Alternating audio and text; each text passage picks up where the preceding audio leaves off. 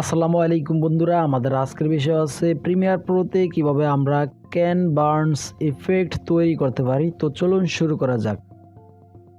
টাইমলাইনে আমাদের একটি ইমেজ আছে, এই ইমেজটির উপরে আমরা ক্যান বার্নস ইফেক্ট দিব।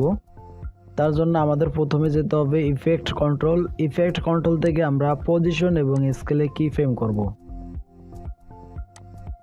ইমেজটির মাঝখানে আমরা রুলারটি রেখে এখানেও আমরা কি ফ্রেম করব। এটার স্কেল আমরা বাড়িয়ে দিব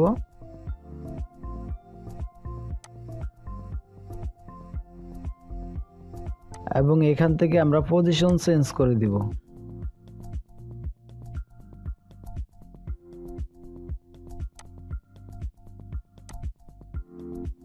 তো এবার প্লে করে দেখি।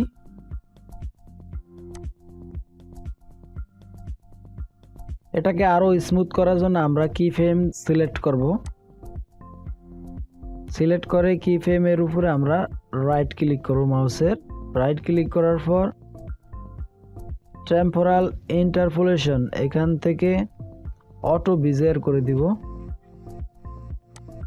তো এবার প্লে করে দেখি। তো এভাবে আপনারা করতে পারবেন। ভিডিওটি ভালো লাগলে অবশ্যই লাইক করবেন, শেয়ার করবেন এবং আমার চ্যানেলটি সাবস্ক্রাইব করবেন। ভিডিওটি দেখার জন্য ধন্যবাদ।